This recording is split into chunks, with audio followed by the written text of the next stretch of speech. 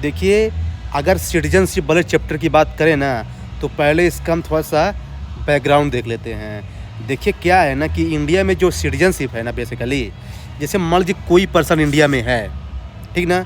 सबसे पहले उसे ये प्रूव करना होगा कि वो इंडिया का सिटीज़नशिप है कि नहीं। अगर अगर वो इंडिया का सिटीज़नशिप वो प्रूव हो गया, तो उसे असाइड कर दिया जाएगा। मतलब कि उसके पास राइट्स सारे हैं, है ना? उसके पास राइट्स सारे हैं, बस ये है कि एग्रीकल्चर लैंड में रिस्ट्रिक्शंस हैं। अब बात क्या है कि जब मान लीजिए प्रूव नहीं कर पाया सिटीजनशिप, तो उसे एनआरसी में डाल दिया जाता है, नेशनल रजिस्टर ऑफ सिटीजन। लेकिन ध्यान रखना, ये पूरे नेशन वाइड एप्लीकेबल नहीं है, केवल आसाम के केस में था, स्पेशली बांग्लादेश के केस में, है ना? अब मान लीजिए जिसका एनआरसी में नाम नहीं आया तो फिर वो सीट वाले के अंदर उसे प्रूव करना पड़ेगा। अगर जिसका एनआरसी में नाम नहीं आया, वो सीट वाले के अंदर ऑटोमेटिक आ जाएगा। लेकिन सीट वाले में आ गया, इसका मतलब ये नहीं है कि वो इंडिया का सिटीजनशिप हो गया। डिपेंड करता है कि कौन सी कम्युनिटीज़ का है। मुस्लिम को अलाउड नहीं किया जाएगा पाकिस्तान, अफ़गानिस्तान और बांग्लादेश से, और वो भी कब, जो 31 दिसंबर 2014 के पहले आया है बेसिकली, ये तब के लिए अप्लीकेबल है। लेकिन ध्यान रखना, सीट वाले जो है ना यूनिवर्सल नहीं है और सब के लिए नहीं है। और सीट वाले के आने से ऐसा नहीं कोई बड़ा चेंज आ गया है।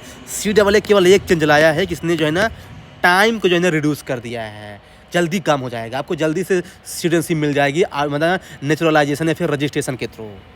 सीट वाले आने से ये नहीं होगा कि आपको सिटीजनशिप डायरेक्ट मिल जाएगी, प्रोसेस वही है, बट टाइम को रिड्यूस कर दिया उसने। और जो इसके थ्रू भी इंडिया का सिटीजनशिप प्रूव नहीं कर पाया ना, वो सीधे डिपोर्ट कर दिया जाएगा इंडिया से कि जाओ अब भाई, आप जो है ना, हाँ, फॉरेनर हो। तो ये सिस्टम चलता है। देखिए, अगर इंडिया की सिटीजनशिप के इवोल्यूशंस की बात करें ना, तो जो आर्टिकल 11 है ना इंडियन कॉन्स्टिट्यूशन का, वो पार्लियामेंट को पावर देता है कि आप जो है ना सिटीजनशिप से रिलेटेड जब भी मन चाहे रूल बना सकते हो।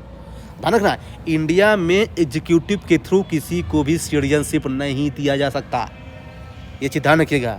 एग्जीक्यूटिव के थ्रू किसी को भी सिटीजनशिप नहीं दे सकता, केवल पार्लियामेंट के पास पावर है इसमें नियम कानून बनाने का, जो भी नियम कानून बताना है। तो 1955 थोड़ा लिबरल था। इसमें बोला गया कि हर कोई पर्सन जो इंडिया में जन्म लिया है ना, वो बाई बर्थ है, इंडियन सिटीजनशिप है, चाहे उसके पेरेंट्स उसमें इंडिया में रहें या ना रहें। लेकिन 2 केस में इसको एक्सक्लूड किया गया कि उसमें फॉरेन डिप्लोमेट नहीं होना चाहिए, दूसरी चीज़ कि वो जो है बेसिकली एनिमी एलियंस नहीं होना चाहिए। ध्यान रखना है, 2 चीज़ कंडीशन थी 1955 में भी, ये 1986 तक चला। लेकिन क्या है ना कि 1987 में गवर्नमेंट को लगा कि भाई इसका मिसयूज़ किया जा रहा है, तो उन्होंने लगा कि नहीं भाई, अब पेरेंट्स में से चाहे मदर या फादर, दोनों में से किसी एक को इंडियन होना ही पड़ेगा, इंडियन होना ही पड़ेगा। हाँ, ये लगा दिया। तो 2003 तक ये भी चला। फिर लोगों को लगे भाई इलीगल माइग्रेंट इंडिया से आ रहे हैं यार। जैसे मान लीजिए आते हैं पाकिस्तान से, बोलते हैं कि मैं जो है ना आया हूँ रिफ्यूजी लेने, बाद में टेररिस्ट बन जा रहे हैं। तो उन्होंने बोला कि जो पर्सन इलीगली इंडिया में रह रहा है ना, चाहे भले उसका जन्म इंडिया में रह रहा हो और भले उसका पेरेंट्स इंडिया में रह रहा हो उस समय, उसको फिर भी इंडिया की सिटीजनशिप नहीं दी जाएगी, उसको इलीगल माइग्रेंट है। तो मतलब रिस्ट्रिक्शन लेवल इंडिया में इंक्रीज हो रहा है, ये चीज़ ध्यान रखिएगा। फिर 2005 में इंडिया ने इंट्रोड्यूस कर दिया क्या, OCI कार्ड। OCI का बोला कि जो इंडियन पहले इंडियन सिटीजनशिप था, अब यूएसए में जाके वहाँ की सिटीजनशिप ले लिया है, वो इंडिया में आ सकता है, उसे वीज़ा मिल जाएगा बेसिकली। हाँ, लेकिन उसकी राइट्स लिमिटेड मिलेगा, वो कॉन्स्टिट्यूशनल पोस्ट को गेन नहीं कर सकता और उसे वोटिंग राइट को गेन नहीं कर सकता। हाँ, लेकिन कुछ राइट्स उसे मिलेंगे लॉ के थ्रू।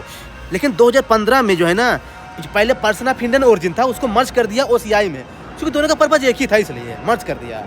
फिर 2019 में जानते क्या हुआ कि बहुत लोग क्या है ना एनआरसी में छूट जा रहे थे, तो कहने चलो मैं सीधा वाले लाता हूँ कि जो पर्सन नॉन मुस्लिम है, खासकर 3 कंट्री से, पाकिस्तान, अफगानिस्तान और बांग्लादेश से, वो इंडिया की सिटीजनशिप ले सकता है ना। टाइम को मैं रिड्यूस कर देता हूँ, लेकिन नॉन मुस्लिम होना चाहिए उसे, मतलब कि उस कंट्री में वो मेजोरिटी में नहीं होना चाहिए।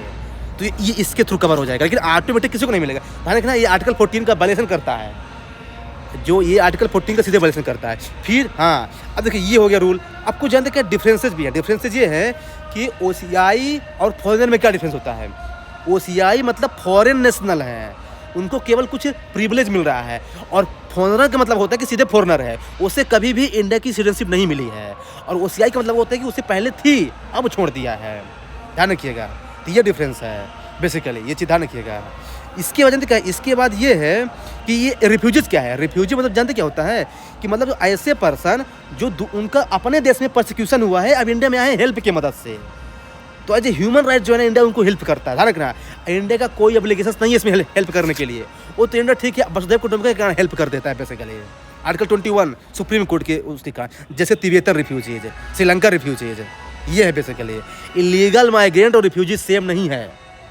इलीगल माइग्रेंट मतलब कि जिनके पास कोई डॉक्यूमेंट नहीं है, वो इलीगली इंडिया में रह रहे हैं, वो टेररिस्ट भी हो सकता है। तो जो 2003 के एक्ट में डिफाइंड है, यूपीएससी पूछते का कि क्या इलीगल माइग्रेंट डिफाइंड है, यस 2003 के एक्ट में डिफाइंड है। हाँ, इंडिया ने केवल रोहिंग्या को इलीगल माइग्रेंट आज तक डिक्लेयर किया है और किसी को नहीं है।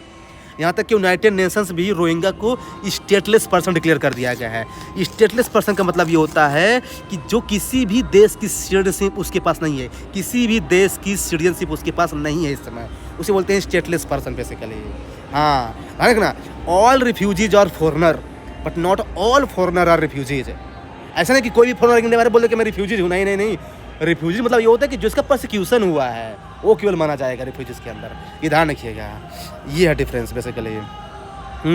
असाइलम सीकर क्या होता है? असाइलम सीकर का मतलब ये होता है कि जो रिफ्यूजीज की डिमांड कर रहा है और अभी इंडिया उसको अग्रीड नहीं किया है, उसे बोलते हैं असाइलम सीकर, मतलब खोज रहा है वो, है ना। Asylum seeker is not equal to refugees. Refugee मतलब वो है कि जिनको इंडिया ने अग्रीड कर दिया कि हाँ ये रिफ्यूजीज है, और असाइलम सीकर मतलब वो मतलब मांग रहा है, अभी पेंडिंग केस है, उसे बोलते हैं असाइलम सीकर। ध्यान रखिएगा, यहाँ पे भी कन्फ्यूजन हो सकता है। तो बस आपको यही ध्यान रखना था कि सिटीजनशिप का मतलब होता है कि उसके पास राइट्स और ड्यूटी दोनों हैं। फॉरेनर्स का मतलब होता है कि वीज़ा बेस्ड है। रिफ्यूजीज का मतलब होता है ह्यूमैनिटेरियन प्रोटेक्शन। असाइलम सीकर का मतलब होता है क्लेम पेंडिंग है। हाँ, और इंडिया ने कोई रिफ्यूजी लॉ नहीं है। इंडिया में आज तक कोई रिफ्यूजी लॉ बना ही नहीं है। यहाँ तक कि पार्लियामेंट भी रिफ्यूजी लॉ नहीं बनाया आज तक। सोचिए, केवल इंडिया में रिफ्यूजीज लॉ केवल एक चीज़ से गवर्न होता है, वो है मोरालिटीज़। अदरवाइज इंडिया में आज तक कोई भी रिफ्यूजीज लॉ नहीं है इंडिया में, ये चीज़ ध्यान रखिएगा। बस यही आपको जानना है। इसके बाद कोई भी क्वेश्चन आएगा, इसको हैंडल कर सकते हैं।